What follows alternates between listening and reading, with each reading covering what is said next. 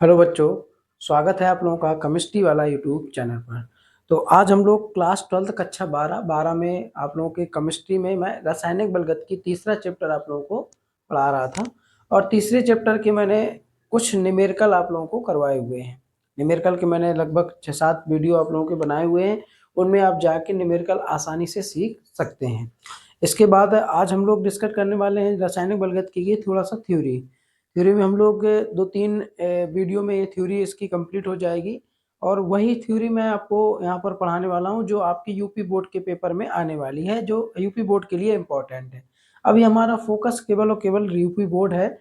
UP board जो फरवरी में आपके 24 फरवरी से एग्जाम स्टार्ट है, तो उन्हीं में हमारा फोकस है। इसके बाद आगे क्या प्लानिंग मैं आप लोगों को बताऊंगा, जो भी क्लासें आपकी होंगी, क्योंकि ऑफलाइन क्लासें भी लेनी पड़ती हैं और ऑफलाइन क्लास चल रही है हम लोगों की। और मैं अब ऑनलाइन ये टॉपिक बाय टॉपिक, ताकि स्टूडेंटों को थोड़ा सा आसान और बन सके उनकी स्टडी, इस वजह से मैं ये ऑनलाइन वीडियो भी शूट कर रहा हूँ। तो अगर हम लोग यहाँ पर बात करें, आज हम लोग जो करने वाले हैं क्लास में, आज करने वाले हैं हम लोग रासायनिक बलगत की चैप्टर 3 के थ्योरी की बात, जिसमें मैंने टॉपिक लिया हुआ है अपक्रिया वेग। ठीक है, अपक्रिया वेग। तो अपक्रिया वेग क्या है और अपक्रिया वेग को प्रभावित करने वाले कारक क्या हैं। ठीक है, तो ये अब यहीं से क्लास की शुरुआत करते हैं। सबसे पहले समझते हैं अपक्रिया वेग। क्लास को शुरू करने से पहले मैं चाहूंगा कि अगर आप चैनल पर पहली बार हैं तो चैनल को सब्सक्राइब करें, बेल आइकन दबा दें, जिससे आप लोगों को नोटिफिकेशन मिल सके। अगर आपको वीडियो अच्छा लगे, वीडियो को पहले लास्ट तक देखें। अगर आपको वीडियो अच्छा लगे तो आप लाइक जरूर कर लें। और पढ़ाई करने के लिए टॉपिक को किस तरीके से पढ़ा जाता है, किस तरीके से याद किया जाता है, एग्जाम में किस तरीके से लिखा जाता है, ये सारी जानकारी इकट्ठा करने के लिए, जानने के लिए आप चैनल को सब्सक्राइब जरूर करें, जिससे आप लोगों को ये सारी जानकारी मिल सके। भाई इसमें कोई पैसा ऐसा तो आपका लग नहीं रहा है, इसीलिए आप लोगों को जानकारी जो भी है, जो मेरा अनुभव है, वो आप लोगों के काम आ जाए। ठीक है, बस मैं इतना चाहता हूँ। तो अगर हम लोग बात करें यहाँ पर अपक्रिया वेग की, तो अपक्रिया वेग कह रहा है किसी अभिक्रिया का वेग इकाई समय में अभिकारक या उत्पाद में परिवर्तित मोलर सांद्रता के बराबर होता है। किसी भी रासायनिक अपक्रिया का वेग है वो क्या होता है, अभिकारक, ठीक है, अभिकारक या उत्पाद की मोलर सांद्रता में हुए परिवर्तन के बराबर होता है इकाई समय में। या आप कह सकते हो कि एकांक समय में किसी भी अपक्रिया का एकांक समय में जितना अभिकारक पदार्थ की सांद्रता में परिवर्तन होता है, वन टाइम मतलब 1 सेकेंड में अभिकारक पदार्थ की सांद्रता में जितना परिवर्तन होगा, वही अपक्रिया वेग कहलाता है। ठीक है, ये ध्यान रखना है। अब यहाँ पर अगर मैं समझाने के आपको कॉन्सेप्ट की बात करूं, तो देखिए सबने अपने अपने घरों में दूध को पकते हुए या दूध से मम्मी को खोवा बनाते हुए जरूर देखा होगा। आपने देखा होगा कि उसकी जो सांद्रता है, मतलब उसमें धीरे धीरे परिवर्तन शुरू होता है। ऐसा नहीं कि आपने गैस पे रखा और तुरंत दूध क्या हुआ, खोवा में कन्वर्ट हो गया। नहीं, वो धीरे धीरे उसको काफी टाइम तक चलाना पड़ता है, फिर इसके बाद वो खोवा में कन्वर्ट होता है। तो उसकी सांद्रता में मतलब जो वो धीरे धीरे परिवर्तित होता है। ठीक है, हर 1 सेकेंड कुछ ना कुछ उसमें परिवर्तन आपको देखने को मिलेगा, ये आप देख सकते हैं। तो वही चीज यहाँ पर अपक्रिया में है कि तुरंत अभिकारक क्या है, तुरंत आप वो शकला का बुम बुम वाली पेंसिल नहीं है कि खट से मारा और अभिकारक उत्पाद में कन्वर्ट हो गए ना। आपका अपक्रिया जब शुरू होगी, फिर अपक्रिया धीरे धीरे धीरे धीरे प्रोसेस जाएगा, वो अपकारक क्या करेगा, उत्पाद में कन्वर्ट होना शुरू हो जाएगा। ठीक है, तो उसी को हम लोग कहते हैं अपक्रिया वेग। मतलब कि अभिकारक पदार्थ की जो सांद्रता है वो 1 सेकेंड में, ठीक है, अभिकारक पदार्थ की सांद्रता 1 सेकेंड में कितनी परिवर्तित होती है, वही अपक्रिया वेग है। या आप कह सकते हो जितना उसमें परिवर्तन होगा वही अपक्रिया वेग है। अपक्रिया वेग मान के चलिए कि यहाँ पर एक प्रथम कोटि या कोटि की नहीं बात करूंगा मैं, मान चलिए कोई अपक्रिया हो रही है, ए आपका अभिकारक है, ए क्या कर रहा है, उत्पाद बना रहा है। तो dt समय मतलब कि अल्प समय में, dt का मतलब यहाँ पर हो गया सूक्ष्म समय अंतराल। ठीक है, सूक्ष्म मतलब तनिक सा, छोटा सा, अल्प जिसको हम लोग कहेंगे। तो सूक्ष्म समय अंतराल में अभिकारक की सांद्रता में कमी, कमी मतलब यहाँ पर सांद्रता कितनी उसकी कम हो रही है या उत्पाद में कन्वर्ट हो रही है, यहाँ पर कमी का सेंस ये है। तो अपक्रिया वेग क्या हो जाएगा, -dA/dt। अब यहाँ माइनस जो चिन्ह लगा है वो अभिकारक की कमी को दिखा रहा है, अभिकारक में, सॉरी, अभिकारक में सांद्रता की कमी को दिखा रहा है, माइनस चिन्ह। ठीक है, ये आपको बात समझ में आ गई होगी। अगर हम लोग यहाँ पर दूसरे फेज पे बात करें कि यदि dt समय में उत्पाद की सांद्रता में वृद्धि, मतलब कि जो आपका प्रोडक्ट है उसकी सांद्रता तो इंक्रीज होगी, बढ़ेगी, उसकी सांद्रता ही उत्पाद बनना शुरू होगा, तो सांद्रता में वृद्धि क्या हो जाएगा, अपक्रिया वेग बराबर dx अपॉन dt।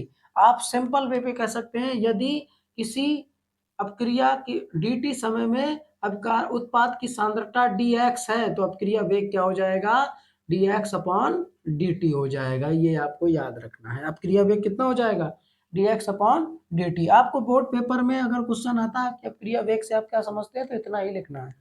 अब इसके बाद एक आप लोग यहाँ पर मात्रक लिख सकते हैं, मात्रक जरूर ये याद कर लीजिएगा क्योंकि मात्रक ऑब्जेक्टिव में भी पूछ सकता है। तो मात्रक क्या हो जाएगा, अपक्रिया वेग का mole into litre inverse into second inverse, inverse मतलब -1।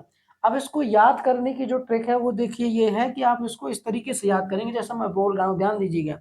मोल प्रति लीटर इंटू सेकेंड, अगर इस स्पीड से बोलेंगे मोल प्रति लीटर इंटू सेकेंड, ये आपको याद रहेगा हमेशा। ठीक है, क्योंकि आप इसमें क्या है, बोलने में फ्लो बन जा रहा है एक ठो, तो इसी तरीके से आपको ये छोटी छोटी चीजें आपको बहुत मायने रखती हैं। अब अगर आप बोलोगे mole into litre inverse into second inverse, तो अब हम लोग तो बोल पा रहे हैं लेकिन आपको डिस्टर्ब करेगा ये। ठीक है, तो इसलिए आपको याद रखना है मोल प्रति लीटर इंटू सेकेंड, मोल प्रति लीटर इंटू सेकेंड अपक्रिया वेग का मात्रक है। ठीक है, ये अपक्रिया वेग की परिभाषा और अपक्रिया वेग का फॉर्मूला आपको इतना समझ में आ गया होगा। अब हम लोग बात करते हैं कि अपक्रिया वेग को प्रभावित करने वाले कारक। ठीक है, अपक्रिया वेग को प्रभावित करने वाले कारक, तो अपक्रिया वेग को प्रभावित करने वाले कारक पहला क्या है, पहला है आपका सांद्रता का प्रभाव। देखिए अब इसी से ये जो मैंने लिखा हुआ है इसी से मैं आपकी लैंग्वेज बताऊंगा बना के, इसमें ज्यादा कुछ लिखना नहीं होता है, सीधा सिंपल वे क्वेश्चन आता है कि अपक्रिया वेग को प्रभावित करने वाले कारक लिखिए। क्वेश्चन इस तरीके से, अगर मान चलिए कि आपका 2 नंबर का क्वेश्चन पूछा तो आपसे कहेगा कि अपक्रिया वेग की परिभाषा और कोई एक या 2 कारक आपसे पूछेगा, प्रभावित करने वाले कारक, ये बहुत इंपॉर्टेंट है, बहुत पूछा जाता है। तो देखिए सांद्रता का प्रभाव पहले, तो अपक्रिया वेग प्रोपोर्शनल सांद्रता, मतलब कि अपक्रिया का वेग समान अनुपाती है किसकी, सांद्रता के। इसका सेंस यहाँ पर मैंने इसको थोड़ा सा लॉजिकल टॉप पे आपको सोचना है, विचार करना है, इसके बाद आपको लैंग्वेज बना लेनी है। तो जैसे अब अगर हम लोग यहाँ पर बात करें तो अपक्रिया वेग प्रोपोर्शनल सांद्रता, मतलब कि अपक्रिया वेग किसके समानुपाती है, सांद्रता के समानुपाती है। तो सांद्रता बढ़ाने पर अपक्रिया का वेग क्या हो जाता है, बढ़ जाता है। सांद्रता बढ़ाने पर अपक्रिया का वेग बढ़ जाता है। ठीक है, क्यों, क्योंकि अणुओं के टकराने की संभावना बढ़ जाती है। भाई जो प्रति एकांक आयतन या लीटर आप कह सकते हो में अणुओं की संख्या जब बढ़ जाएगी तो उनकी टकराने की संभावना बढ़ जाएगी। यहाँ पर एक सिद्धांत लागू होता है, टक्कर सिद्धांत, अणुओं का टक्कर सिद्धांत। तो जो टक्कर सिद्धांत है वो आपको मैं अगले टॉपिक पे बताऊंगा। जो टक्कर सिद्धांत है आपको अगले वीडियो पे बताया जाएगा, वो उसके बारे में हम लोग डिटेल से बात करेंगे। तो अपक्रिया की सांद्रता, सांद्रता पर प्रभाव क्या होता है, जब हम लोग सांद्रता बढ़ाते हैं, अभिकारक की सांद्रता बढ़ाते हैं स्थिर ताप स्थिर ताप पर। ठीक है, हमको ये बात याद रखनी है कि स्थिर ताप पर अपक्रिया, अगर अपकारक पदार्थ की सांद्रता बढ़ाएंगे तो अपक्रिया का वेग बढ़ जाएगा, मतलब कि डायरेक्टली प्रोपोर्शनल, मतलब कि समानुपाती होता है। अब ताप की बात कर लेते हैं, दूसरा प्रभाव ताप का प्रभाव। तो अपक्रिया का वेग ताप बढ़ाने पर भी बढ़ जाता है। अपक्रिया का वेग क्या होता है, ताप बढ़ाने पर बढ़ जाता है। अब किस तरीके से बढ़ता है, देखिए जैसे ही हम लोग क्या करेंगे, टेम्परेचर बढ़ाएंगे तो आपका जो अणु है उनकी गति बढ़ेगी और टकराने की संभावना अधिक हो जाएगी, जिससे वहां पर क्या होगा, अपक्रिया का वेग बढ़ जाएगा। आप इस पर एक बात पर विचार करिएगा, थोड़ा सा मैं आपको एक बात बताता हूं तो उस पर आप स्वयं विचार करिएगा कि ये बात सही है कि गलत है। देखिए अगर आप लोग अपने घर पे हो और अपने घर पर मई जून के मंथ में दोपहर को 1 से 2 के बीच में आपसे घर वाले कहें कि जाइए छत पर और वो फलानी चीज लेके आइए, आपको चप्पल ना दी जाए पैरों में, आपको बिना चप्पल के आप जाओ और छत पे जैसे ही जाओगे तो आप क्या करोगे, उस चीज़ को जल्दी से उठाने की कोशिश करोगे, क्योंकि वो छत क्या होगी, वहाँ पर जो वहाँ पर आपका फर्श होगा, छत होगी, वो गर्म होगी, तो आप जल्दी जल्दी काम करोगे और तुरंत चले आओगे। मतलब कि जो काम आराम से रिलैक्स होकर करने वाले थे वो बहुत फास्ट तरीके से करोगे। मतलब कि काम की गति बढ़ी कि नहीं बढ़ी, क्यों बढ़ी, क्योंकि नीचे फर्श क्या था, जल रहे थे पैर, इसलिए आप दौड़ लगा के जल्दी से गए और तुरंत काम करके चले आए। तो ऐसा यहाँ पर भी लॉजिक है कि जैसे ही हम क्या करेंगे, टेम्परेचर बढ़ाएंगे तो अणुओं की काइनेटिक एनर्जी, गतिज ऊर्जा बढ़ेगी और टक्कर की संभावना अधिक हो जाएगी, अर्थात अपक्रिया का वेग क्या हो जाएगा, बढ़ जाएगा। ठीक है, सिंपल बात है।